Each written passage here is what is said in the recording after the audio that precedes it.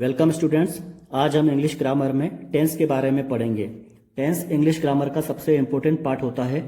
हर class के exam में tense पे बेस्ड क्वेश्चन आते हैं। इंग्लिश की ग्रामर में टेंस के अतिरिक्त भी जो ग्रामर होती है, चाहे वो डायरेक्ट इनडायरेक्ट हो, चाहे क्लॉज हो, सब कहीं ना कहीं टेंस पे ही बेस्ड होते हैं। यदि हमें टेंस अच्छे से आते हैं तो ये ग्रामर भी हम इजीली सॉल्व कर पाते हैं। जिस स्टूडेंट की टेंस पे कमांड आ जाती है, उसकी रिटन इंग्लिश पर भी कमांड हो जाती है और स्पोकन इंग्लिश पर भी कमांड हो जाती है। टेंस का ये वीडियो स्टूडेंट के साथ साथ उन सभी के लिए है जो किसी कारण से प्रॉपर टेंस नहीं सीख पाए। वे सब इस वीडियो से इजीली टेंस को सीख सकते हैं। टेंस को हिंदी में हम काल या समय कहते हैं। यदि हम टेंस को परिभाषित करना चाहें तो उसे इस प्रकार कहेंगे, जिस समय में हम कोई कार्य करते हैं वह समय ही टेंस कहलाता है। The time in which a work is done is called tense. समय को मुख्यतः 3 भागों में बांटा जाता है। जो समय अभी चल रहा है उसे हम वर्तमान काल कहते हैं, इंग्लिश में प्रेजेंट टेंस। बीते हुए समय को हिंदी में भूतकाल कहते हैं, चाहे वो 1 घंटे का हो, चाहे वो 1 मिनट पहले का हो, चाहे वो 1 सेकंड पहले का बीता हुआ समय हो। हिंदी में भूतकाल और इंग्लिश में पास्ट टेंस कहते हैं। आने वाले समय को हिंदी में भविष्यकाल कहते हैं और इंग्लिश में फ्यूचर टेंस कहते हैं। तो मुख्यतः 3 टेंस हमें पढ़ने हैं, प्रेजेंट टेंस, पास्ट टेंस और फ्यूचर टेंस। प्रत्येक टेंस के 4 प्रकार होते हैं। Each tense has 4 types. पहला है इनडेफिनेट या सिंपल। यदि किसी कार्य के घटित होने की हमें पूरी जानकारी नहीं है, डेफिनेट इन्फॉर्मेशन नहीं है, तो उसे हम इनडेफिनेट टेंस या सिंपल टेंस कहते हैं। दूसरा है कंटिन्यूस या प्रोग्रेसिव। यदि कोई कार्य या क्रिया ऐसी है जो अभी लगातार चल रही है, घटना घटित हो रही है, कार्य अभी हो रहा है, तो उसे हम कंटिन्यूस या प्रोग्रेसिव टेंस कहते हैं। फिर आता है परफेक्ट। यदि कोई कार्य ऐसा है जिसके बारे में हमें एग्जैक्ट जानकारी है कि ये पूर्ण हो चुका है, तो उसे हम परफेक्ट टेंस कहते हैं। चौथा आता है परफेक्ट कंटिन्यूस टेंस। यदि किसी कार्य के बारे में हमें जानकारी है कि ये कब स्टार्ट हुआ था और वो अभी भी यदि कंटिन्यू है, अभी भी चल रहा है, तो उसे हम परफेक्ट कंटिन्यूस टेंस कहते हैं। तीनों टेंस इन चारों प्रकारों के साथ जुड़कर कुल मिला के 12 टेंस बनाएंगे। जैसे प्रेजेंट टेंस इन चारों के साथ जुड़ जाएगा, पास्ट टेंस इन चारों के साथ जुड़ जाएगा और फ्यूचर टेंस भी इन चारों के साथ जुड़ जाएगा। प्रेजेंट टेंस जब इन चारों के साथ जुड़ेगा तो बनेगा present indefinite tense, present continuous tense, present perfect tense, present perfect continuous tense. Past tense जब इन चारों के साथ जुड़ेगा तो past indefinite tense, past continuous, past perfect continuous. Future tense जब इन चारों के साथ जुड़ेगा तो future indefinite, future continuous, future perfect और फ्यूचर परफेक्ट कंटिन्यूस। इस प्रकार से कुल 12 टेंस हमें पढ़ना है। टेंस पढ़ने का हमारा जो क्रम है, हम उसको इस प्रकार से पढ़ेंगे। तीनों टेंस के पहले हम इंडेफिनेट पढ़ेंगे, फिर तीनों टेंस के कंटिन्यूस पढ़ेंगे, फिर तीनों टेंस के परफेक्ट पढ़ेंगे और फिर तीनों टेंस के परफेक्ट कंटिन्यूस पढ़ेंगे, जो कि इस प्रकार है। पहला टेंस है प्रेजेंट इंडेफिनेट टेंस। इसे हम प्रेजेंट सिंपल टेंस या सिंपल प्रेजेंट टेंस भी कहते हैं। दूसरा हम पढ़ेंगे पास्ट इंडेफिनेट टेंस। इसे पास्ट सिंपल या सिंपल पास्ट टेंस भी कहते हैं। तीसरा है फ्यूचर इंडेफिनेट टेंस। इसे फ्यूचर सिंपल टेंस या सिंपल फ्यूचर टेंस भी कहते हैं। चौथा प्रेजेंट कंटिन्यूस टेंस। पांचवा पास्ट कंटिन्यूस टेंस। छठा future continuous tense. Continuous tense को हम प्रोग्रेसिव टेंस भी कहते हैं। सातवां प्रेजेंट परफेक्ट टेंस। आठवां पास्ट परफेक्ट टेंस। नौवां फ्यूचर परफेक्ट टेंस।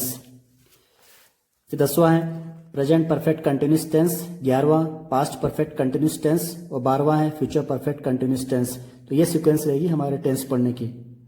जब हम टेंस पढ़ेंगे तो टेंस में हम एग्जाम्पल के रूप में सेंटेंस यूज करेंगे, स्टेटमेंट, कथन यूज करेंगे। तो एक स्टेटमेंट भी 4 टाइप्स का होता है।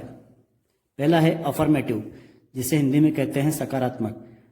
दूसरा है नेगेटिव, नकारात्मक। तीसरा है इंट्रोगेटिव, प्रश्नवाचक। और चौथा है नेगेटिव इंट्रोगेटिव, नकारात्मक प्रश्न। अफर्मेटिव का मतलब होता है एक ऐसा सेंटेंस जिसमें किसी भी बात का निगेशन नहीं हो, किसी बात का मना नहीं किया गया हो, सब हाँ हाँ में, यस यस में काम हो रहा हो। सकारात्मक सेंटेंस। फॉर एग्जाम्पल, वह स्कूल जाता है। इसमें किसी बात की मनाही नहीं है। वह स्कूल जाता है, वह गाना गाती है, वे क्रिकेट खेलते हैं। ये सारे अफर्मेटिव सेंटेंस के एग्जाम्पल हैं। नेगेटिव, नकारात्मक, जिसमें किसी बात का मना किया जाता है।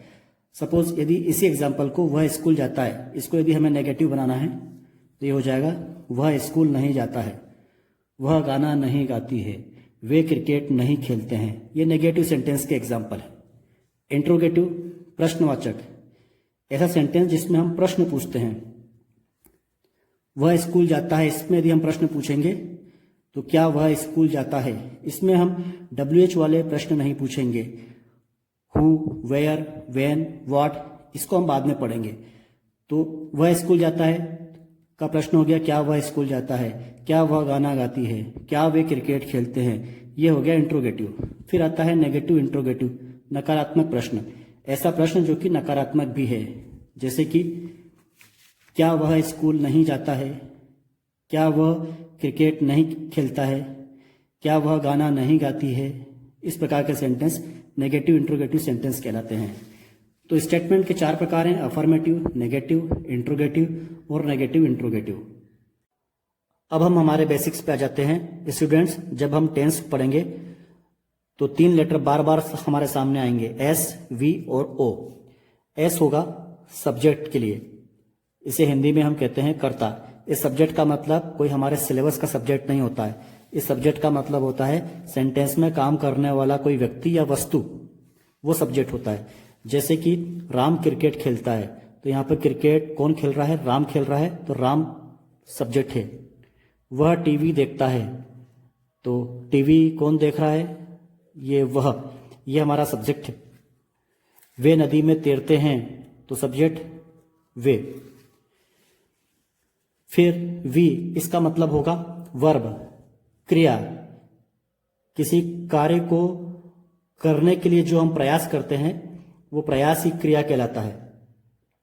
जैसे राम क्रिकेट खेलता है, तो राम ने क्या क्रिया की, खेलने की क्रिया की, तो यहाँ पे खेलना क्रिया है, ये वर्ब है।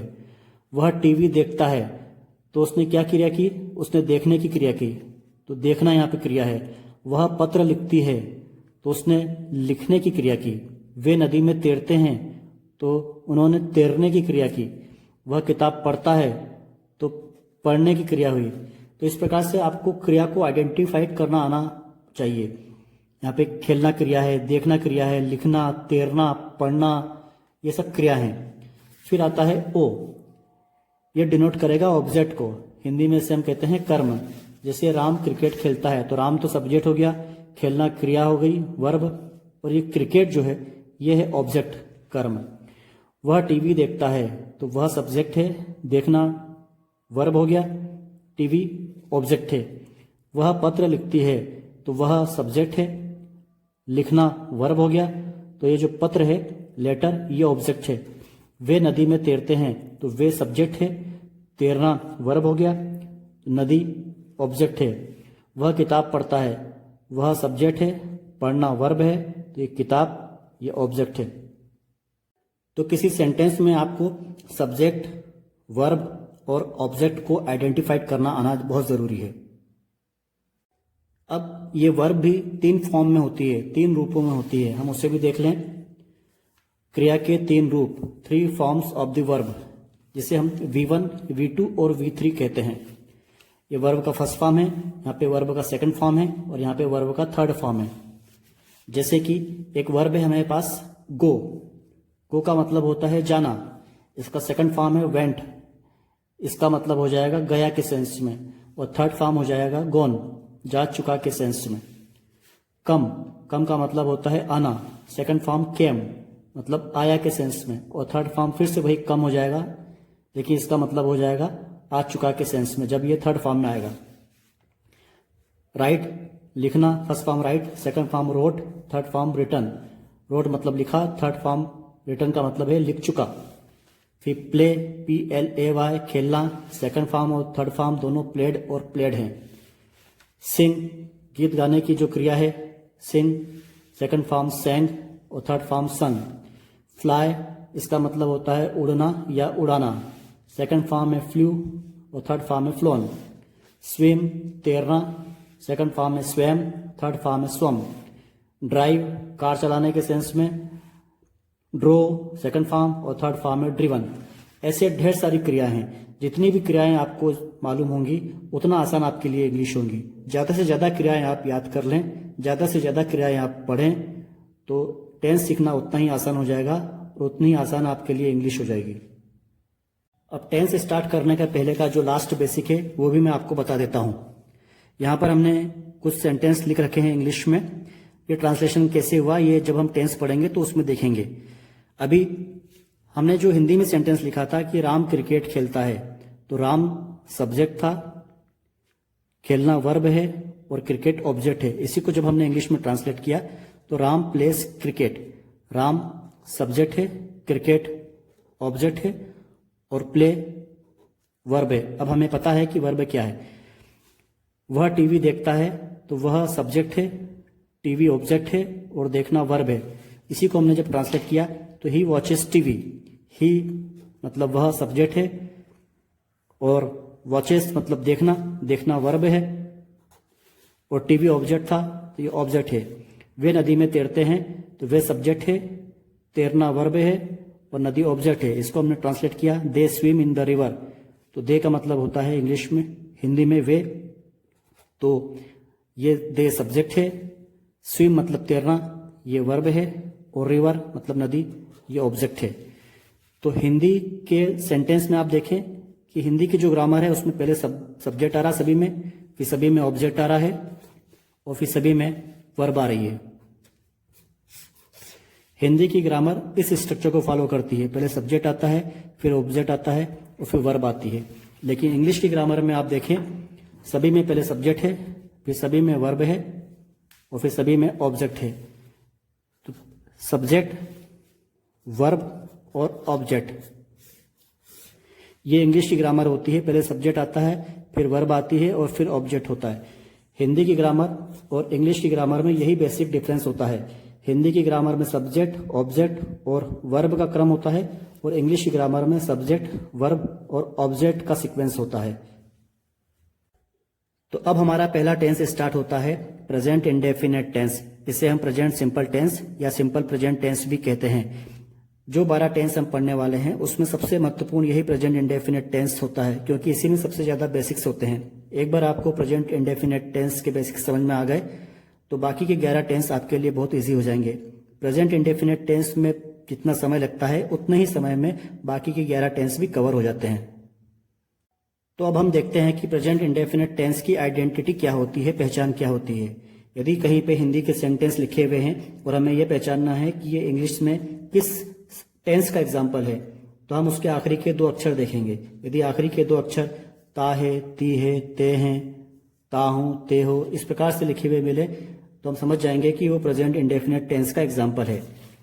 इसको हम इस प्रकार से समझें, यदि हमें सेंटेंस इस प्रकार से दिया हुआ है कि वह गाना गाता है, तो आखिरी के 2 अक्षर ता है, सीता खाना पकाती है, आखिरी के 2 अक्षर ती है, वे क्रिकेट खेलते हैं, ते हैं, तुम टीवी देखते हो, ते हो, मैं किताब पढ़ता हूँ, तो ता हूँ।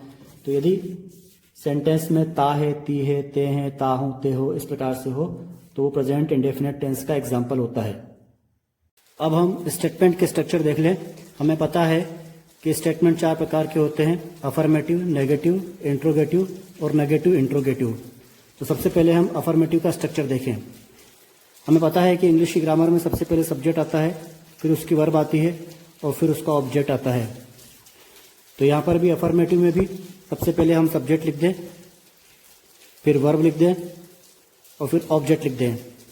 क्योंकि हम प्रेजेंट सिंपल टेंस पढ़ रहे हैं और वर्ब की सबसे simplest form present form V1 form होती है, इसलिए हम वर्ब की प्रेजेंट फॉर्म के लिए यहाँ पर V1 लगा देते हैं। तो अफर्मेटिव का स्ट्रक्चर हो जाएगा subject plus V1 plus object. तो इसी पैटर्न के अकॉर्डिंग हम सेंटेंस बनाएंगे। इसे हम एक एग्जांपल से समझते हैं। वे क्रिकेट खेलते हैं। तो इस सेंटेंस में हमें सब्जेक्ट, वर्ब और ऑब्जेक्ट को आइडेंटिफाई करना आना चाहिए, जो हमने देख लिया है। सब्जेक्ट है वे, इसे इंग्लिश में कहते हैं दे, वर्ब है प्ले और ऑब्जेक्ट है क्रिकेट। वर्ब भी 3 फॉर्म में होती है, V1, V2, V3। प्ले के तीनों फॉर्म है, प्ले, प्लेड और प्लेड। स्ट्रक्चर में हमें V1 दिया हुआ है तो हम V1 फॉर्म लेंगे प्ले, और अब स्ट्रक्चर के अकॉर्डिंग इसको लिख दें।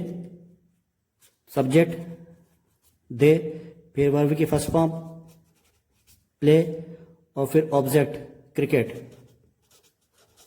लास्ट में फुल स्टॉप। तो वे क्रिकेट खेलते हैं का ट्रांसलेशन हो गया दे प्ले क्रिकेट।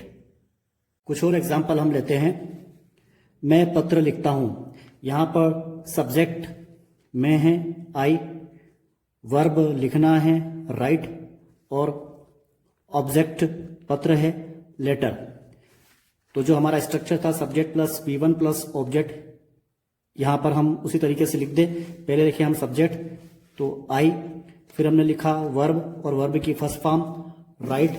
हमें पता है कि वर्ब 3 फॉर्म में होती हैं, राइट के तीनों फॉर्म होते हैं राइट, रोट और रिटन। चूंकि स्ट्रक्चर में वर्ब की फर्स्ट फॉर्म है तो हम लिखेंगे राइट, वो हमने लिख दिया। और फिर ऑब्जेक्ट, तो पत्र को इंग्लिश में लेटर कहते हैं, तो वो लिख दिया फुल स्टॉप। लेकिन अभी इसमें कुछ कमी है, सेंटेंस पूरा नहीं हुआ। चूंकि हमें कहीं पर भी ये नहीं लिखा कि वो 2 पत्र लिखता है या 5 पत्र लिखता है, 10 पत्र लिखता है, तो हम ये मान लेते हैं कि वो एक ही पत्र लिखता है। अगर वो एक से ज्यादा पत्र लिखता तो यहाँ पर ऐसा लिखता है कि मैं पत्रों को लिखता हूं, ऐसा भी नहीं लिखा, तो उससे क्लियर होता है कि कई पत्र लिख रहा है। उसने लिखा है कि मैं पत्र लिखता हूं, तो अंडरस्टूड है कि वो एक ही पत्र लिखता है। तो उस एक के लिए हम यहाँ पर आर्टिकल ए लगा देंगे, इसका मतलब एक के सेंस में होता है। तो मैं पत्र लिखता हूं का ट्रांसलेशन हो गया आई राइट अ लेटर। एक और एग्जांपल, तुम गाना गाते हो, सब्जेक्ट है तुम यू, गाने की जो क्रिया है उसको हम कहते हैं सिंग। सिंग के जो तीनों फॉर्म होते हैं सिंग, सैंग और संग। फर्स्ट फॉर्म हमको लेना है V1 तो वो है सिंग, और गाना जिसे गाया जाता है उसे हम कहते हैं सॉन्ग।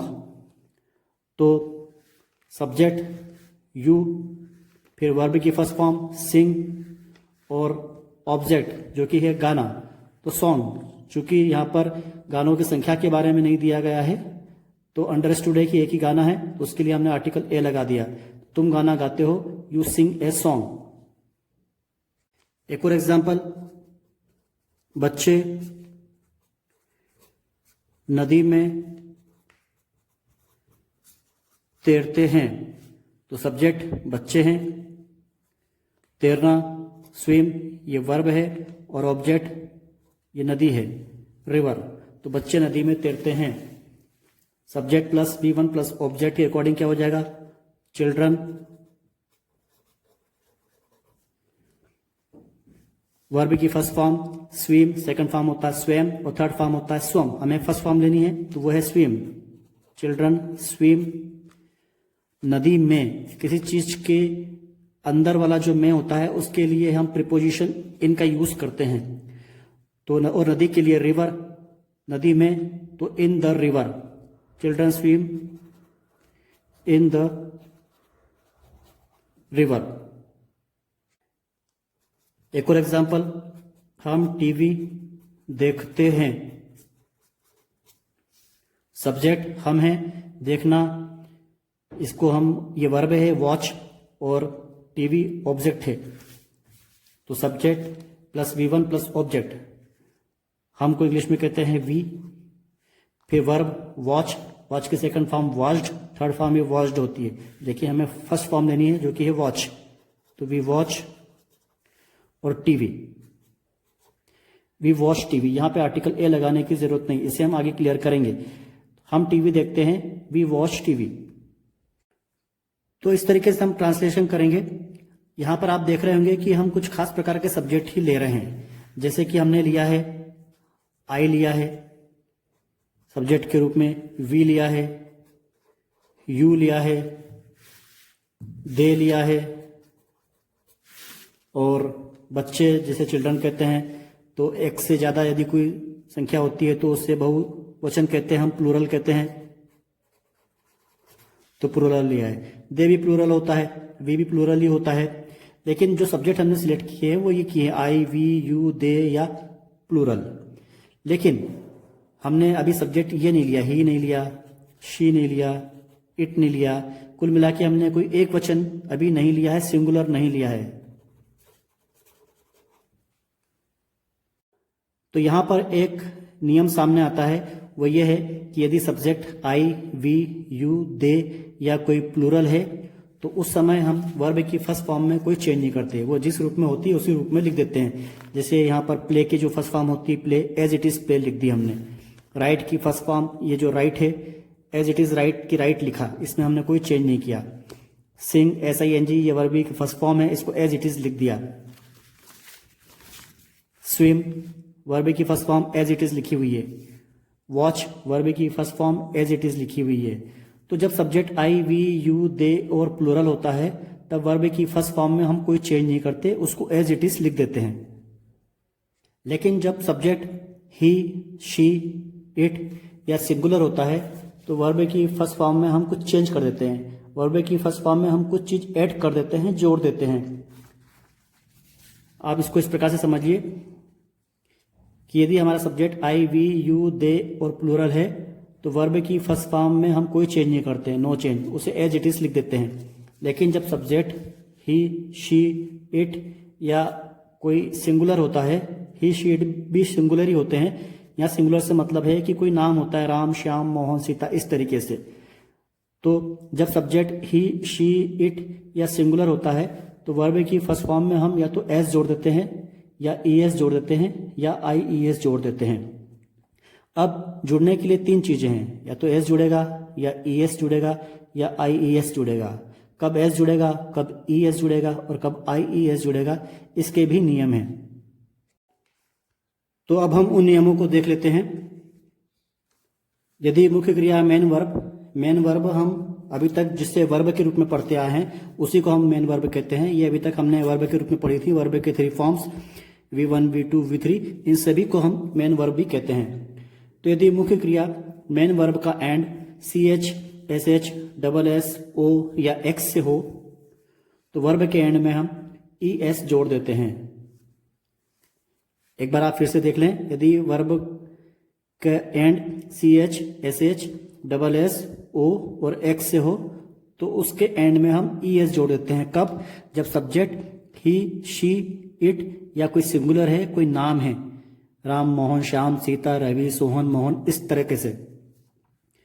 फॉर एग्जाम्पल हमें एक वर्ब दी है वॉच, आप देखें इसका एंड CS से हो रहा है। तो यदि सब्जेक्ट आई, वी, यू, दे या प्लूरल है तो वर्ब में हम कोई चेंज नहीं करते। लेकिन यदि सब्जेक्ट ही, शी, इट या सिंगुलर होगा तो हम वॉच में ES जोड़ देंगे, वॉचेस कर देंगे। आई वॉच टीवी और ही वॉचेस टीवी। SS से एंड होने वाली वर्ब वॉश, WASH, इसमें हम ES जोड़ के उसको वॉशेस बना देंगे। यू वॉश क्लॉथ्स और शी वॉशेस क्लॉथ्स। SS से एंड होने वाली वर्ब क्रॉस, इसमें ES जुड़ के वो क्रॉसेस हो गया। O से एंड होने वाली वर्ब गो, इसमें हमने ES जोड़ दिया तो ये गोज हो गया। हम स्कूल जाते हैं, वी गो टू स्कूल, और वह स्कूल जाता है, ही गोज स्कूल। X से एंड होने वाली फिक्स है तो इसमें ES जोड़ दिया, ये फिक्सेस हो गया। इसके एग्जाम्पल्स भी हम देख लें। वॉच के लिए सेंटेंस है मैं टीवी देखता हूं। Subject I, we, you, they plural है तो वर्ब की फर्स्ट फॉर्म में नो चेंज, तो वॉच में हमने कोई चेंज नहीं किया। Subject plus V1 plus object के स्ट्रक्चर में इसको हमने रखा तो आई वॉच टीवी। लेकिन वहीं अगर सब्जेक्ट ही हो गया, वह टीवी देखता है, तो वॉच की जगह हम वॉचेस कर देंगे, ES जोड़ देंगे तो वो बन जाएगा ही वॉचेस टीवी। वॉश के लिए एग्जाम्पल तुम कपड़े धोते हो, यू वॉश क्लॉथ्स। वर्ब की फर्स्ट फॉर्म में हमने कोई चेंज नहीं किया, सब्जेक्ट यू था। लेकिन जब सब्जेक्ट कोई नाम हो गया सिंगुलर, सीता कपड़े धोती है तो सीता वॉशेस क्लॉथ्स, ये वॉश में हमने ES लगा दिया। वे सड़क पार करते हैं, they cross the road. Verb की फर्स्ट फॉर्म में हमने कोई चेंज नहीं किया क्योंकि सब्जेक्ट दे था। लेकिन अब सब्जेक्ट हो गया है रवि, रवि सड़क पार करता है, ये सिंगुलर है, कोई एक नाम है, तो हम क्रॉस में ES जोड़ देंगे, ये बन जाएगा क्रॉसेस, तो रवि क्रॉसेस द रोड। हम स्कूल जाते हैं, we go to school. Subject जब वी था तो वर्ब की फर्स्ट फॉर्म में हमने कोई चेंज नहीं किया, एज इट इज लिख दिया है, वी गो टू स्कूल। लेकिन जब सब्जेक्ट वह हो गया, वह स्कूल जाती है, तो सब्जेक्ट है शी, तो वर्ब की फर्स्ट फॉर्म में हमने ES जोड़ दिया चूंकि वर्ब का एंड O से हो रहा है, तो ये बन गया she goes to school. X से एंड होने वाली वर्ब फिक्स है, तो सब्जेक्ट है दे फिक्स इट, और सब्जेक्ट यदि ही है तो वर्ब में ES हमने जोड़ दिया, ये बन गया ही फिक्सेस इट। इस प्रकार हमने देखा कि यदि वर्ब का and CH, SH, SS, O और X से होता है और यदि सब्जेक्ट ही, शी, इट और सिंगुलर होता है तो हम वर्ब में ES जोड़ देते हैं। अब हम देखेंगे कि IES कब जोड़ते हैं। यदि वर्ब का एंड Y से हो तथा Y के ठीक पहले कोई व्यंजन हो, कंसोनेंट, तो Y को हटाकर IES जोड़ देते हैं। हमें पता है इंग्लिश में 5 वॉवेल होते हैं, स्वर, और बाकी के 21 व्यंजन होते हैं, कंसोनेंट। तो यदि कोई वर्ब ऐसी है जिसका एंड Y से हो रहा हो, लास्ट में Y आ रहा है और Y के ठीक पहले वाला लेटर, Y के ठीक पहले वाला अक्षर कोई व्यंजन है, कोई कंसोनेंट है, तो फिर हम क्या करते हैं, Y को हटाकर IES जोड़ देते हैं। If a verb ends with Y and there is a consonant just before Y, then we remove Y and add IES। For example, हमारे पास एक वर्ब दी हुई है फ्लाई। आप देखें ये Y से एंड हो रही है और Y के ठीक पहले है L, जो कि एक कंसोनेंट होता है, व्यंजन होता है। तो यदि सब्जेक्ट I, V, U, दे और प्लूरल है तो वर्ब की फर्स्ट फॉर्म में हम कोई चेंज नहीं करेंगे। लेकिन यदि सब्जेक्ट ही, शी, इट और सिंगुलर है तभी ये नियम काम में आएगा, तभी हम Y को हटाकर IES जोड़ेंगे। तो चूंकि यहाँ पर Y है और Y के ठीक पहले एक कंसोनेंट है, व्यंजन है, तो Y को हटाकर हम IES जोड़ देंगे। तो यहां से हमने Y को हटाया, दे फ्लाई बन गया फ्लाइज। फिर ट्राई, ये भी Y से एंड हो रही है और Y के ठीक पहले एक कंसोनेंट है, तो Y को हटा के हम IES जोड़ देंगे, तो ट्राई बन गया ट्राइज। क्राई, CRY, Y से एंड है, Y के ठीक पहले एक कंसोनेंट है, तो Y को हटा के IES जोड़ देंगे, तो क्राई बन गया क्राइज। इसके एग्जाम्पल्स भी हम साथ में देख लें। फ्लाई का एग्जाम्पल है मैं पतंग उड़ाता हूं, तो यहां पर सब्जेक्ट आई है। हमने पढ़ा है कि यदि सब्जेक्ट I, V, U, दे और प्लूरल होता है तो वर्ब की फर्स्ट फॉर्म में कोई चेंज नहीं करते। तो मैं पतंग उड़ाता हूं का translation I fly a kite, subject plus verb की फर्स्ट फॉर्म प्लस ऑब्जेक्ट। लेकिन यदि सब्जेक्ट बदल गया, सब्जेक्ट हो गया वह पतंग उड़ाता है, तो हमने पढ़ा है कि यदि सब्जेक्ट ही, शी, इट और सिंगुलर होता है तो वर्ब की फर्स्ट फॉर्म में या तो हम S जोड़ते हैं या ES जोड़ते हैं या IES जोड़ते हैं। ES कब जुड़ता है यह भी अभी हमने पढ़ा है। अब हम देखते हैं कि IES किस प्रकार से जुड़ेगा। तो वह पतंग उड़ाता है, ही, क्योंकि यहां पर Y से एंड हो रही है वर्ब और Y के ठीक पहले कंसोनेंट है, तो Y को हटा के हमने IES जोड़ दिया, तो फ्लाई बन गया फ्लाइज। तो ही फ्लाइज अ काइट, मैं पतंग उड़ाता हूं आई फ्लाई अ काइट, वह पतंग उड़ाता है ही फ्लाइज अ काइट। वे कोशिश करते हैं, they try, subject I, V, U, दे और प्लूरल होता है तो वर्ब की फर्स्ट फॉर्म में नो चेंज, दे ट्राई। लेकिन यदि सब्जेक्ट ही, शी, इट और सिंगुलर होता है तो वर्ब की फर्स्ट फॉर्म में चेंज हो जाता है।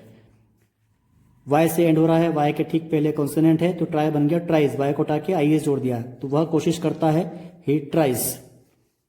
क्राई में यू क्राई, सब्जेक्ट यदि यू था तो वर्ब की फर्स्ट फॉर्म में कोई चेंज नहीं। लेकिन यदि सब्जेक्ट शी हो गया तो Y से एंड हो रही है, Y के पहले कॉन्सोनेंट है, Y को हटा के हमने IES जोड़ दिया, तो यू क्राई बन गया शी क्राइज।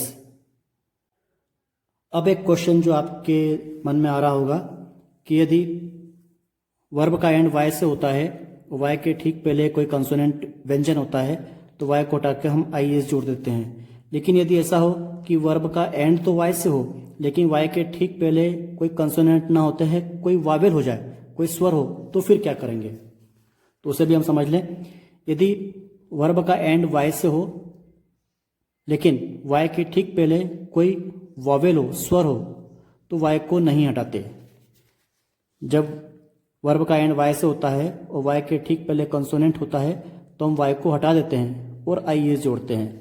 लेकिन यदि वर्ब का एंड वाई से हो और वाई के ठीक पहले कोई वॉवेल हो, स्वर हो, तो वाई को नहीं हटाते, बल्कि वाई के ठीक बाद एस को और जोड़ देते हैं। जैसे कि एक वर्ब है हमारे पास प्ले, PLAY, ये वाई से एंड हो रही है और वाई के ठीक पहले एक वॉवेल है, स्वर है। हमें पता है इंग्लिश में 5 स्वर होते हैं, A, E, I, O और U।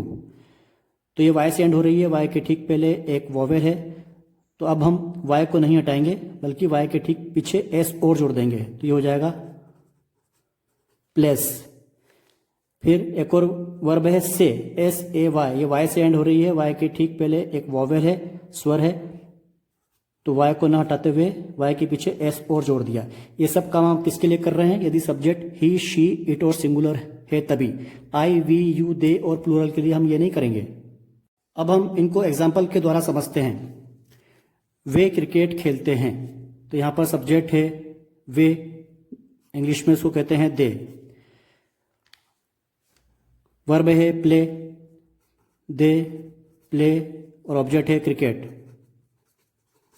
They play cricket, subject plus V1 plus object. Verb की फर्स्ट फॉर्म में हमने कोई चेंज नहीं किया क्योंकि सब्जेक्ट हमारा दे था। सब्जेक्ट यदि आई, वी, यू, दे और प्लूरल है तो वर्ब की फर्स्ट फॉर्म में नो चेंज। लेकिन अब वही सेंटेंस, लेकिन सब्जेक्ट बदल गया। अब सब्जेक्ट हो गया है रवि, तो सब्जेक्ट सिंगुलर हो गया है, तो वर्ब की फर्स्ट फॉर्म में चेंज हो जाएगा। तो रवि प्ले, चूंकि वर्ब वाई से एंड हो रही है, वाई के ठीक पहले एक वॉवेल है, स्वर है, तो वाई के पीछे हम एस भी लगा देंगे, तो रवि प्लेज क्रिकेट। तुम कुछ कहते हो, तो यू से समथिंग, कुछ के लिए आता है समथिंग। चूंकि सब्जेक्ट यू है, यदि subject I, we, you, they plural होता है तो वर्ब की फर्स्ट फॉर्म में नो चेंज, हमने नो चेंज किया। लेकिन यदि सब्जेक्ट वह हो गया है, शी हो गया है, वह कुछ कहती है, तो ये हो जाएगा शी। यहां पे वर्ब वाई से एंड हो रही है, वाई के ठीक पहले स्वर है, तो इसके पीछे हमने एस और जोड़ दिया, तो शी सेज समथिंग। तो इस प्रकार से हमने देखा कि वर्ब में कब हम ES जोड़ते हैं और कब IES जोड़ते हैं।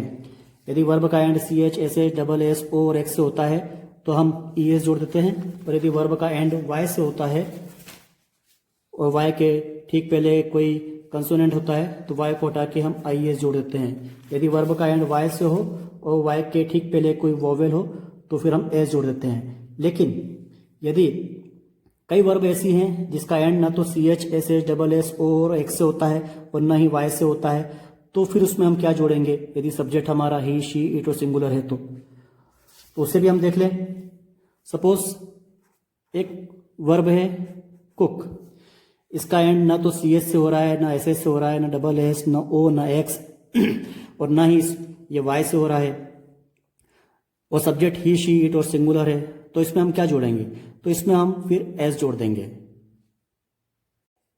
स्पीक, स्पीक का अर्थ होता है बोलना, तो ना तो इसका and CH, SS, double S, O, X और Y किसी से नहीं है, तो ना तो ES जुड़ता दिख रहा है, ना IES जुड़ता दिख रहा है, तो फिर उस कंडीशन में हम इसमें एस जोड़ देंगे।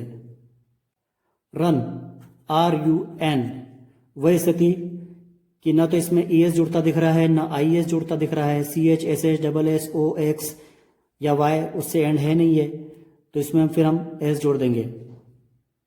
तो अब हमें क्लियर है कि कब वर्ब में एस जुड़ेगा, कब ES जुड़ेगा और कब IES जुड़ेगा। एक बात तो क्लियर है कि यदि सब्जेक्ट I, V, U, दे और प्लूरल है तो वर्ब में हम नो चेंज करते हैं, कुछ नहीं जोड़ते, और यदि सब्जेक्ट ही, शी, इट और सिंगुलर है तो वर्ब में S, ES और IES जुड़ेगा। कब एस जुड़ेगा, कब ES जुड़ेगा और कब IES जुड़ेगा, अब आपको क्लियर है। आपकी प्रैक्टिस के लिए मैं कुछ सेंटेंस आपको दे रहा हूं, इसको आप ट्रांसलेट करेंगे। तुम खाना पकाते हो, वह खाना पकाती है। एक ही सेंटेंस को मैंने सब्जेक्ट बदल के दिया है ताकि वर्ब में क्या चेंजेस आ रहा है आपको और क्लियर हो जाएगा। यहाँ पर वर्ब पकाना है, जिसे इंग्लिश में हम कहते हैं कुक। कुक के तीनों फॉर्म कुक, कुक्ड और कुक्ड होती है, हमें फर्स्ट फॉर्म लेनी है, आपको पता है। फिर है बच्चे क्रिकेट खेलते हैं और बच्चा क्रिकेट खेलता है। वर्ब यहाँ पर प्ले है, बच्चे प्लूरल है चिल्ड्रन, बच्चा सिंगुलर है चाइल्ड, किस प्रकार से वर्ब में चेंज आएगा हम पढ़ चुके हैं, आप इसको ध्यान से बनाएंगे। लड़के पतंग उड़ाते हैं, राम पतंग उड़ाता है। उड़ाने के लिए वर्ब फ्लाई आती है, वाई से एंड होती है, वाई के ठीक पहले व्यंजन है, कंसोनेंट है। लड़के प्लूरल है, राम सिंगुलर है। आप ध्यान रखेंगे कि वर्ब में क्या चेंजेस आते हैं। तुम कार चलाते हो और सीता कार चलाती है। तो ये आपकी प्रैक्टिस के लिए है, आप इनको बनाएं, इसके बाद हम आगे बढ़ते हैं। इस प्रकार हमने प्रेजेंट इंडेफिनिट टेंस के अफर्मेटिव का स्ट्रक्चर देखा। हमें पता है कि एक स्टेटमेंट 4 प्रकार का होता है, अफर्मेटिव, नेगेटिव, इंट्रोगेटिव और नेगेटिव इंट्रोगेटिव। तो अब हम नेगेटिव का स्ट्रक्चर देखेंगे कि वो किस प्रकार से बनेगा। नेगेटिव सेंटेंस, नकारात्मक सेंटेंस, इसमें किसी बात का मना किया जाता है, इसमें निगेशन होता है। और मना करने के लिए इंग्लिश में हम नॉट का यूज करते हैं, लेकिन नॉट यहाँ पर अकेला नहीं आएगा, वो हेल्पिंग वर्ब के साथ में आएगा। तो स्ट्रक्चर बन जाएगा subject plus helping verb plus not plus V1 plus object. Helping verb main verb को हेल्प करती है। अभी तक हम जिसे वर्ब कहते आए हैं उसे अब हम मेन वर्ब कहेंगे, क्योंकि अब हेल्पिंग वर्ब भी एक नया कॉन्सेप्ट आ गया है। हेल्पिंग वर्ब क्या क्या होती हैं उसे भी हम देख लें। हेल्पिंग वर्ब, इसे हम ऑक्सिलरी वर्ब भी कहते हैं।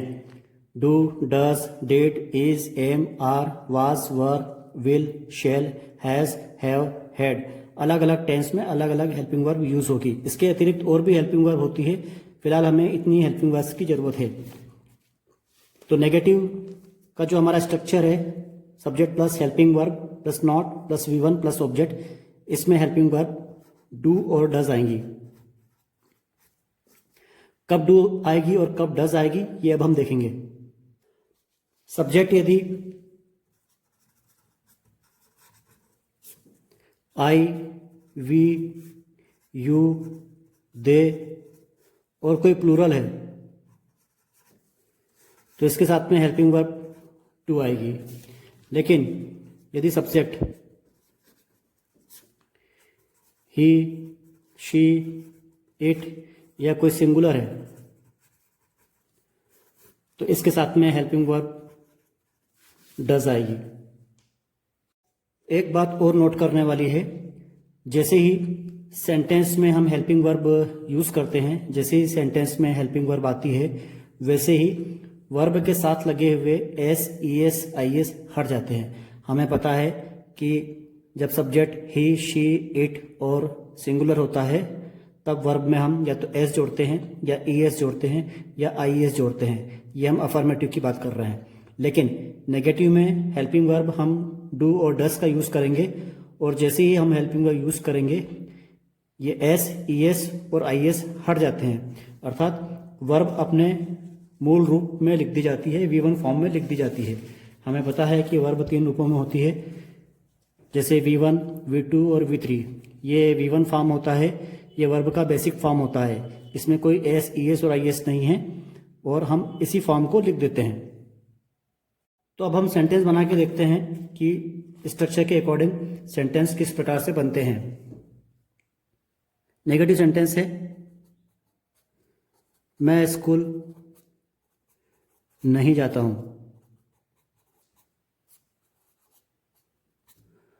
तो अब आपको पता है कि इसमें सब्जेक्ट क्या है, वर्ब क्या है और ऑब्जेक्ट क्या है। इस स्ट्रक्चर के अकॉर्डिंग अब हम सेंटेंस को जमाएं। सब्जेक्ट आई, फिर हेल्पिंग वर्ब है, हेल्पिंग वर्ब में पता है डू और डज होती है। डू आती है आई, वी, यू, दे और प्लूरल के साथ में। हमारा सब्जेक्ट अभी आई है, इसलिए हम हेल्पिंग वर्ब डू यूज करेंगे, आई डू। फिर उसके बाद में हम नॉट लगाएंगे, नॉट। फिर वर्ब की फर्स्ट फॉर्म, वर्ब जाना है, गो, और आखिरी में ऑब्जेक्ट आ जाएगा। तो वो स्कूल यहां पर हम कंसीडर कर रहे हैं, I do not go to school. Sentence को कंप्लीट बनाने के लिए हम एक प्रीपोजिशन टू लगाते हैं। जब हम प्रीपोजिशन पढ़ेंगे तब हम इसका स्टडी करेंगे कि टू क्यों आया यहाँ पर। तो ये हमारा सेंटेंस हो गया, मैं स्कूल नहीं जाता हूँ, I do not go to school. तुम क्रिकेट नहीं खेलते हो, तुम क्रिकेट नहीं खेलते हो। तो subject plus helping verb plus not plus V1 plus object, ये हमारा स्ट्रक्चर है। तुम सब्जेक्ट यू के साथ में helping verb I we you they के साथ में हेल्पिंग वर्ब डू आएगी, तो यू डू। फिर उसके बाद में हेल्पिंग वर्ब के बाद में नॉट आ रहा है, तो यू डू के बाद में नॉट। फिर वर्ब की फर्स्ट फॉर्म, वर्ब यहाँ पे प्ले है, प्ले, और फिर ऑब्जेक्ट क्रिकेट। तुम क्रिकेट नहीं खेलते हो, you do not play cricket. अब हम देखें हेल्पिंग वर्ब डस के नेगेटिव सेंटेंस। वह टीवी नहीं देखता है। तो इसका अफर्मेटिव सेंटेंस वह टीवी देखता है का ट्रांसलेशन हमें पता है कि क्या होता है, he watches TV. Main verb watch है, लेकिन सब्जेक्ट चूंकि ही है और वर्ब CH से एंड हो रही है, तो हमने वर्ब के एंड में ES लगा दिया, ये हमें पता है। अब इसका नेगेटिव सेंटेंस हमें बनाना है। तो नेगेटिव सेंटेंस का structure subject plus helping verb, subject he है और ही के साथ में helping verb he she it और सिंगुलर के लिए डज होती है, तो ही डज। फिर नॉट लगाना है, नॉट। फिर वर्ब की फर्स्ट फॉर्म, हमें पता है कि जैसी हेल्पिंग वर्ब डू और डज आती हैं, वर्ब के साथ लगे हुए एस, ES और IS हट जाते हैं। तो वॉचेस के पीछे लगा हुआ ES को हम हटा देंगे। वर्ब का जो V1 फॉर्म है, ओरिजिनल फॉर्म, उसे हम लिख देंगे, तो यहाँ पे आ जाएगा watch. He does not watch TV. Ram पतंग नहीं उड़ाता है। तो राम पतंग उड़ाता है। अफर्मेटिव सेंटेंस का translation, Ram flies a kite. उड़ाने के लिए वर्ब फ्लाई थी, क्योंकि वर्ब वाई से एंड होती है और वाई के ठीक पहले कंसोनेंट था और सब्जेक्ट सिंगुलर था, इसलिए वाई को हटा के हमने IES जोड़ दिया था, तो राम फ्लाइज ए काइट हो गया था।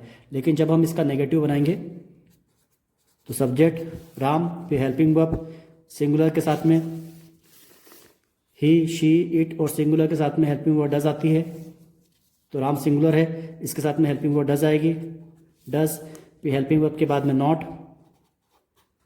फिर वर्ब की first form, original form, V1 form, जिसमें कोई S, ES और IS नहीं लगा हो, तो Ram does not fly a kite. अब आपको प्रैक्टिस करने के लिए मैं कुछ सेंटेंस दे रहा हूँ, इसे आप ट्रांसलेट करेंगे। तुम खाना नहीं पकाते हो, वह खाना नहीं पकाती है। बच्चे क्रिकेट नहीं खेलते हैं, बच्चा क्रिकेट नहीं खेलता है। लड़के पतंग नहीं उड़ाते हैं, राम पतंग नहीं उड़ाता है। तुम कार नहीं चलाते हो, सीता कार नहीं चलाती है। वे नदी में नहीं तैरते हैं, वह नदी में नहीं तैरता है। तो स्ट्रक्चर को आप ध्यान रखें नेगेटिव के, उसके अकॉर्डिंग आप इसको ट्रांसलेट करना। नेगेटिव का structure subject plus helping verb plus not plus V1 plus object है। हेल्पिंग वर्ब डू और डज है, हमें पता है डू कब आती है, डज कब आती है। सब्जेक्ट यदि आई, वी, यू, दे प्लूरल है तो डू आएगी। सब्जेक्ट यदि ही, शी, इट और सिंगुलर है तो डज आएगी। और नेगेटिव सेंटेंस में हेल्पिंग वर्ब डू और डज आती है तो कोई S, ES और IS हम वर्ब के पीछे नहीं लगाते। वर्ब अपने प्योर फॉर्म में होती है, V1 फॉर्म में होती है, ओरिजिनल फॉर्म में होती है। तो इन सब बातों का आप ध्यान रखेंगे। एक सेंटेंस को फिर भी मैं आपको बता देता हूँ। तुम खाना नहीं पकाते हो, तो क्या हो जाएगा, ये यू के साथ में हेल्पिंग वर्ब डू आएगी, तो डू। फिर स्ट्रक्चर में नॉट है तो नॉट। फिर वर्ब की फर्स्ट फॉर्म कुक और खाना food, you do not cook food. तो इस तरीके से आप इसको ट्रांसलेट करेंगे। इसके बाद हमारा अगला स्टेटमेंट आता है इंट्रोगेटिव का। अभी हमने अफर्मेटिव देखा, नेगेटिव देखा, अब इंट्रोगेटिव का स्ट्रक्चर देखें। तो यदि हम किसी सेंटेंस की शुरुआत हेल्पिंग वर्ब से कर दें तो सेंटेंस इंट्रोगेटिव बन जाता है, प्रश्न बन जाता है। तो स्ट्रक्चर हो जाएगा helping verb plus subject plus V1 plus object. और हेल्पिंग वर्ब हमें पता है डू और डज होती हैं। डू सब्जेक्ट यदि आई वी यू दे और प्लूरल है तो उसके साथ में डू आती है। सब्जेक्ट यदि ही शी इट और सिंगुलर है तो उसके साथ में हेल्पिंग वर्ब डज आती है। जैसी हेल्पिंग वर्ब आती हैं वर्ब के पीछे लगे हुए एस ई एस और आई एस हट जाते हैं, वर्ब अपने ओरिजिनल फॉर्म में आ जाती है। ये सब चीज़ें हमें पता है। अब हम इसको सेंटेंस के द्वारा समझते हैं। अभी हम जितने भी सेंटेंस ले रहे हैं सारे इजी वाले सेंटेंस ले रहे हैं। जब एक बार हम टेंस सीख जाएंगे तो फिर हम डिफ़िकल्ट और मिक्स सेंटेंस भी बनाएंगे। तो पहला सेंटेंस है, क्या वह स्कूल जाता है।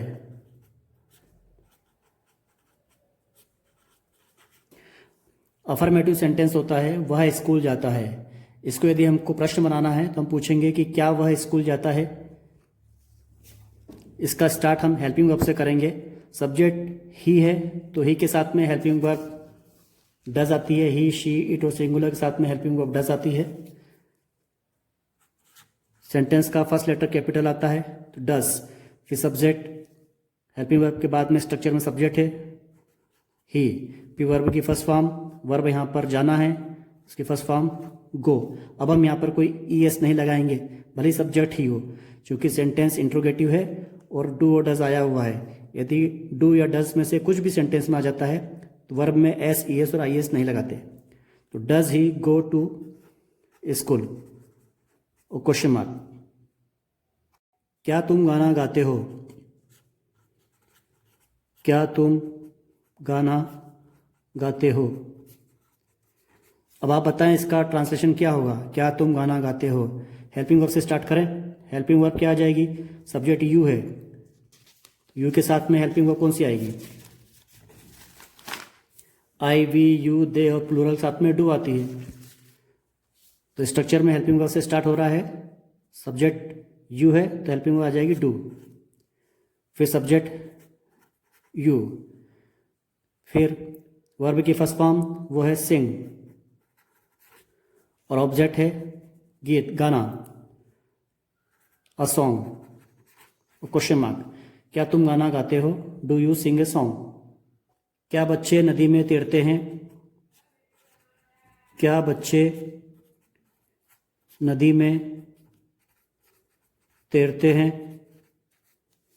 इसका ट्रांसलेशन, बच्चे प्लूरल होता है और प्लूरल साथ में हेल्पिंग वर्ब हम डू यूज करते हैं। स्ट्रक्चर में हेल्पिंग वर्ब से स्टार्ट हो रहा है तो डू, फिर सब्जेक्ट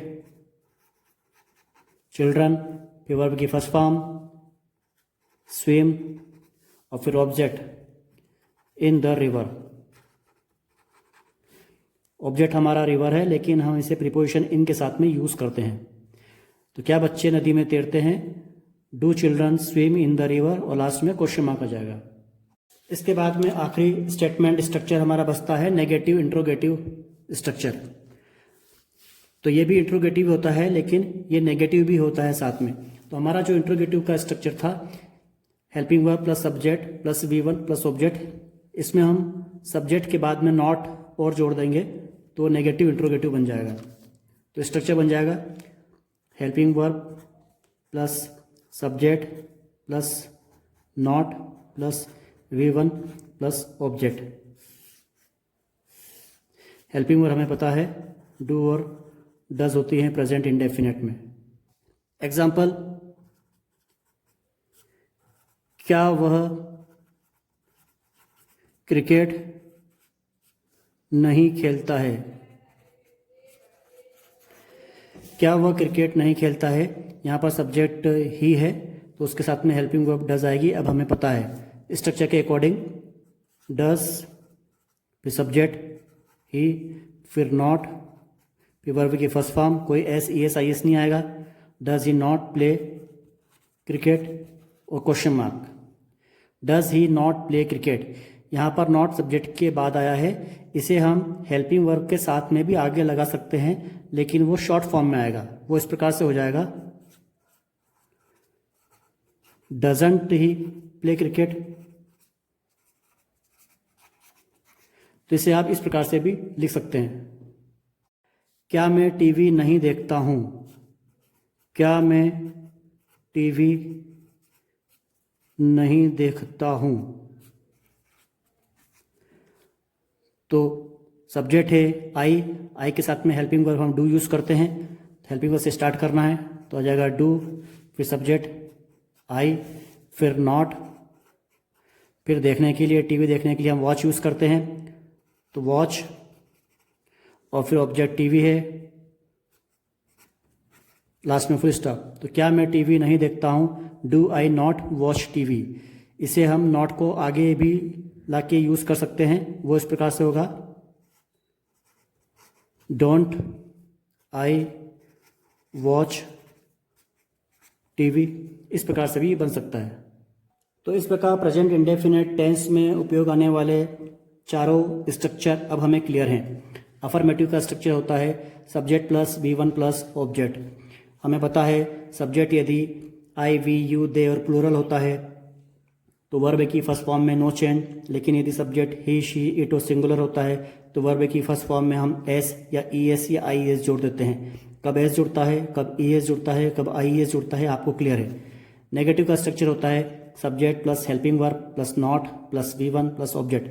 हेल्पिंग वर्ब डू और डज होती हैं। सब्जेक्ट यदि आई, वी, यू, दे प्लूरल है तो हेल्पिंग वर्ब डू यूज़ करेंगे। सब्जेक्ट यदि ही, शी, इट और सिंगुलर है तो हेल्पिंग वर्ब डज यूज़ करेंगे। जैसे ही हेल्पिंग वर्ब डू और डज आती हैं, वर्ब के पीछे यदि कोई एस, ई एस और आई एस लगे होते हैं तो वो हट जाते हैं और वर्ब की फर्स्ट फॉर्म प्योर फॉर्म हम यूज़ करते हैं। इंट्रोगेटिव सेंटेंस का स्ट्रक्चर है helping verb plus subject plus V1 plus object. Interrogative बनाने के लिए हम सेंटेंस की शुरुआत हेल्पिंग वर्ब से करते हैं, इससे सेंटेंस प्रश्नवाचक बन जाता है, इंट्रोगेटिव बन जाता है। इसकी हेल्पिंग वर्ब वही है डू और डज। नेगेटिव इंट्रोगेटिव सेंटेंस का स्ट्रक्चर है helping verb plus subject plus not plus V1 plus object. Interrogative sentence का जो स्ट्रक्चर था हेल्पिंग वर्ब प्लस सब्जेक्ट, उसके बाद में हम नॉट और लगा देते हैं तो वो नेगेटिव इंट्रोगेटिव बन जाता है।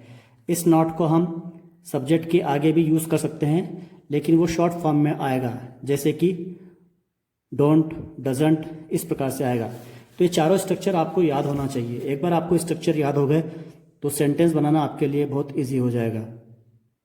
अब हम इन चारों स्ट्रक्चर के सेंटेंस को एक साथ प्रैक्टिस करते हैं। सपोज हमने एक एग्जांपल लिया है, वह पत्र लिखता है। अफर्मेटिव सेंटेंस इसका बनेगा, अफर्मेटिव सेंटेंस ही है।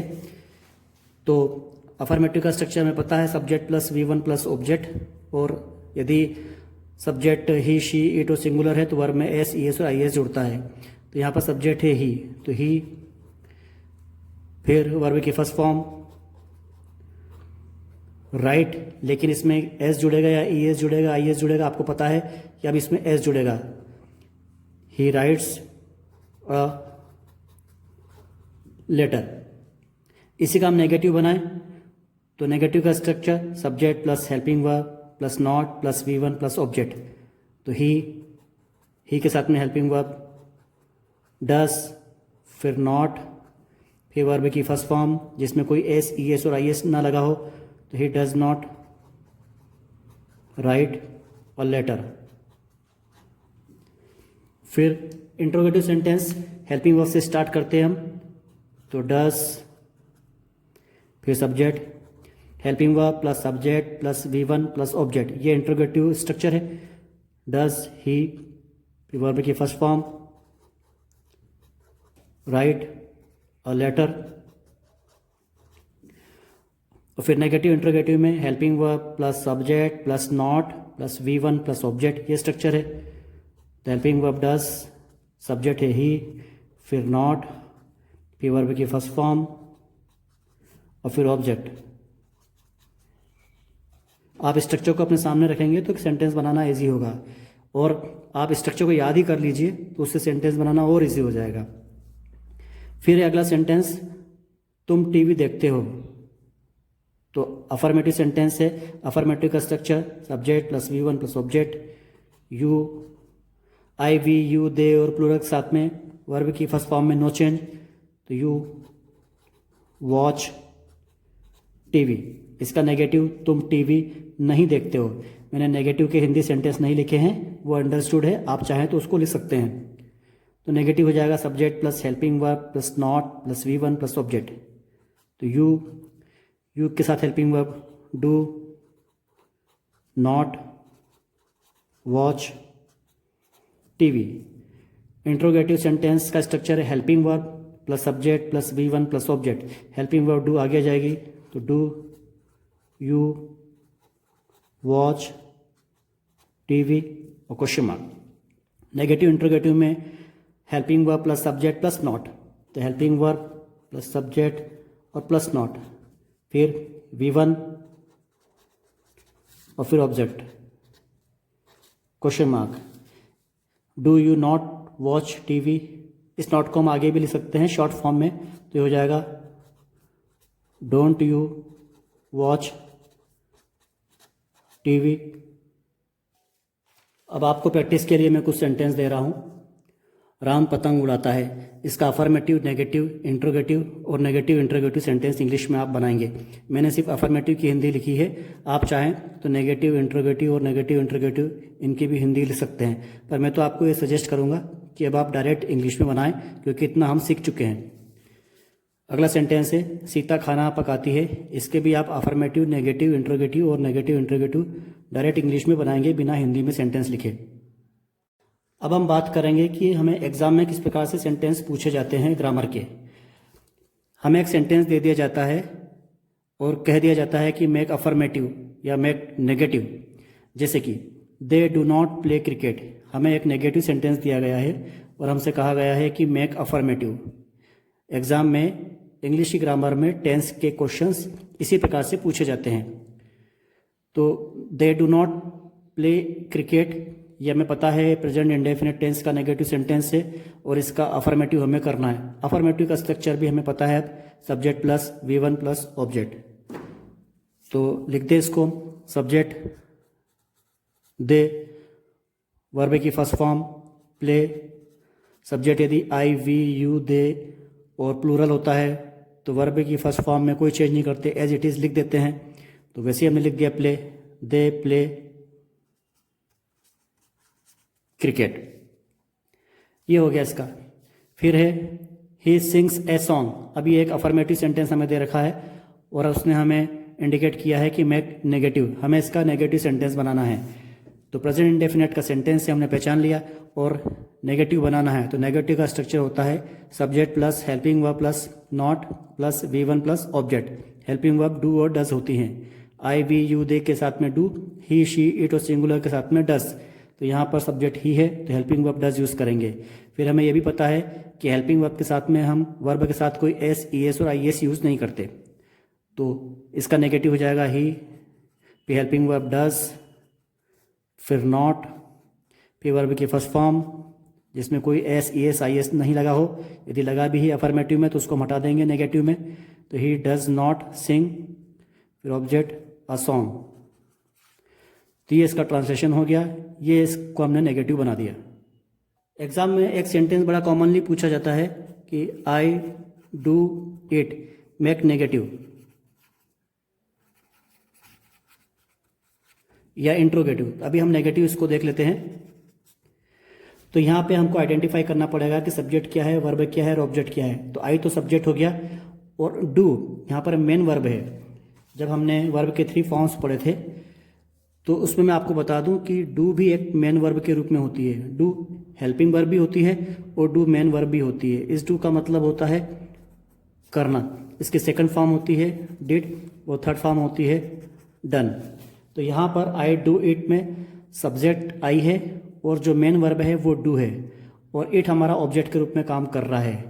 तो इसका हमें नेगेटिव बनाना है। हमें पता है नेगेटिव का structure subject plus helping verb plus not plus V1 plus object होता है। हेल्पिंग वर्ब डू और डज होती है। तो अब हम इसको कन्वर्ट करें तो आई, फिर आई के साथ में हेल्पिंग वर्ब लगानी है। सब्जेक्ट यदि आई वी यू दे और प्लूरल होता है तो उसके साथ में हेल्पिंग वर्ब हम डू यूज़ करते हैं। तो हमने आई के साथ में हेल्पिंग वर्ब डू लगा दी। फिर नेगेटिव के लिए नॉट भी है, आई डू नॉट, और फिर वर्ब की फर्स्ट फॉर्म, वर्ब हमारे पास डू है और डू की फर्स्ट फॉर्म डू ही होती है। आई डू नॉट डू और फिर ऑब्जेक्ट। तो आई डू इट का नेगेटिव बन गया आई डू नॉट डू इट। बच्चे अक्सर इसमें कंफ्यूज हो जाते हैं और वो आई डू इट का नेगेटिव बना के आ जाते हैं आई डू नॉट इट, और वो गलत हो जाता है, क्योंकि यहाँ पर सिर्फ सब्जेक्ट, हेल्पिंग वर्ब, नॉट और मेन वर्ब तो आई नहीं, तो वो यहाँ पर आएगी। तो आई डू इट का करेक्ट सेंटेंस है negative, I do not do it. अब एक सेंटेंस है, वह इसे करता है। इसको हमें ट्रांसलेट करना है। तो सब्जेक्ट है ही, वर्ब है करना। हमने अभी देखा कि डू का मतलब होता है करना, लेकिन प्रेजेंट इंडेफिनिट टेंस में हमने ये नियम पढ़ा है कि सब्जेक्ट यदि ही, शी, इट और सिंगुलर होते हैं तो वर्ब में हम एस, ई एस और आई एस जोड़ देते हैं, और ऐसी वर्ब जिसका एंड ओ से होता है उसमें हम लास्ट में ई एस जोड़ देते हैं। तो यहाँ पर डू का एंड ओ से हो रहा है तो इसमें हम ई एस जोड़ देंगे। तो ही डज इट। अब डज एक हेल्पिंग वर्ब भी होती है, तो यहाँ कंफ्यूज नहीं होना। यहाँ पर हमने मेन वर्ब के रूप में डू को यूज़ किया है, और चूंकि मेन वर्ब का एंड ओ से हो रहा था और सब्जेक्ट ही था, इसलिए हमने ई एस पीछे लगा दिया, तो वो डज बन गया। तो ही डज इट, वह इसे करता है। इस सेंटेंस का नेगेटिव भी एग्जाम में बहुत पूछा जाता है। ही डज इट ऐसा हमको सेंटेंस दे दिया जाता है और लिख दिया जाता है कि मेक नेगेटिव। तो हमें पता है कि नेगेटिव का स्ट्रक्चर प्रेजेंट इंडेफिनिट में subject plus helping verb plus not plus V1 plus object होता है। हेल्पिंग वर्ब डू और डज होती हैं। आई, वी, यू, दे और प्लूरल के साथ में डू, और ही, शी, इट और सिंगुलर के साथ में डज। तो अब हम ही डज इट को नेगेटिव में कन्वर्ट करेंगे, तो नेगेटिव सेंटेंस हो जाएगा। पहले सब्जेक्ट ही, और ही के साथ में हेल्पिंग वर्ब डज आती है, डज, फिर नॉट, और फिर वर्ब की फर्स्ट फॉर्म। हमें पता है नेगेटिव का नियम कि जैसे ही हेल्पिंग वर्ब डू और डज आती है, वर्ब की फर्स्ट फॉर्म में लगे हुए एस, ई एस और आई एस हट जाते हैं, वर्ब अपने ओरिजिनल फॉर्म में आ जाती है, वी1 फॉर्म में आ जाती है। तो यहाँ पे वर्ब में ई एस लगा हुआ है, इस ई एस को हम हटा देंगे, तो वर्ब की ओरिजिनल फॉर्म डू का यूज़ करेंगे। ही डज नॉट डू इट, ये इसका करेक्ट सेंटेंस बन जाएगा। तो ही डज इट का negative he does not do it. बच्चे अक्सर इसमें कंफ्यूज हो जाते हैं और ही डज इट को वो लिख देते हैं ही डज नॉट इट, जो कि गलत हो जाता है। आई डू इट और ही डज इट, इसको इंट्रोगेटिव में कन्वर्ट करने के लिए भी अक्सर एग्जाम में पूछा जाता है। हमें पता है कि प्रेजेंट इंडेफिनिट टेंस के इंट्रोगेटिव का स्ट्रक्चर होता है helping verb plus subject plus V1 plus object. Helping verb do और डज होती है, आई, वी, यू, दे प्लूरल साथ में डू, ही, शी, इट और सिंगुलर के साथ में डस। तो यहाँ पर हेल्पिंग वर्ब जो कि सब्जेक्ट आई है तो हम डू से स्टार्ट कर देंगे, डू, फिर सब्जेक्ट, सब्जेक्ट आई है, फिर वर्ब की फर्स्ट फॉर्म डू है, और फिर ऑब्जेक्ट इट, क्वेश्चन मार्क चूँकि इंट्रोगेटिव सेंटेंस है। तो आई डू इट का इंट्रोगेटिव हो गया डू आई डू इट। फिर है ही डज इट, इसको इंट्रोगेटिव करना है हमें। तो सब्जेक्ट चूँकि ही है तो उसके साथ में हेल्पिंग वर्ब डज आएगी, डज से हमने स्टार्ट किया, डज, फिर सब्जेक्ट ही, फिर वर्ब की फर्स्ट फॉर्म, वर्ब की फर्स्ट फॉर्म डू है और उसके पीछे ई एस लगा हुआ है। हमें पता है कि जैसे ही हेल्पिंग वर्ब डू और डज आती हैं, वर्ब की फर्स्ट फॉर्म में लगे हुए एस, ई एस और आई एस हट जाते हैं, वर्ब अपने ओरिजिनल फॉर्म में आ जाती है। तो वर्ब की ओरिजिनल फॉर्म डू है, तो यहाँ पर डू आ जाएगा। डू एक हेल्पिंग वर्ब भी होती है लेकिन यहाँ पर मेन वर्ब के रूप में है। फिर वी1 के बाद में फिर ऑब्जेक्ट इट, इंट्रोगेटिव सेंटेंस है तो question mark, he does it का इंट्रोगेटिव हो गया डज ही डू इट। तो इस वीडियो में हमने टेंस के बेसिक्स को और प्रेजेंट इंडेफिनिट टेंस को बहुत डिटेल में पढ़ा है। मैंने आपसे पहले भी कहा था कि यदि हम प्रेजेंट इंडेफिनिट टेंस को बहुत अच्छे से समझ लेंगे तो बाकी के 11 टेंस हमारे लिए बहुत इजी हो जाएंगे। आई होप कि आपको प्रेजेंट इंडेफिनिट टेंस और टेंस के बेसिक्स जो हमने पढ़े हैं उसके सारे डाउट्स सब क्लियर हो गए होंगे। इस वीडियो को हम यहीं तक सीमित रखते हैं, अदरवाइज़ ये वीडियो फिर बड़ा हो जाएगा। इस वीडियो को मैं टेंस के फर्स्ट पार्ट के रूप में अपलोड कर रहा हूँ। बचे हुए 11 टेंस को मैं सेकंड पार्ट, थर्ड पार्ट इस रूप में अपलोड करता रहूँगा। तो उसके लिए मैंने आपसे पहले भी रिक्वेस्ट की थी कि आप इस चैनल को सब्सक्राइब जरूर कीजिए, ताकि बाकी के पार्ट्स जो मैं अपलोड करूँगा तो आपको इजीली वो अवेलेबल हो जाया करेंगे और आप सीक्वेंस में उसे पढ़ पाएंगे। उन वीडियोस की लिंक मैं आपको नीचे डिस्क्रिप्शन बॉक्स में भी दे दिया करूँगा। तो बच्चों, यदि आपको ये वीडियो पसंद आए तो आप इसे लाइक कीजिए, शेयर कीजिए और सब्सक्राइब जरूर कीजिए। Thank you.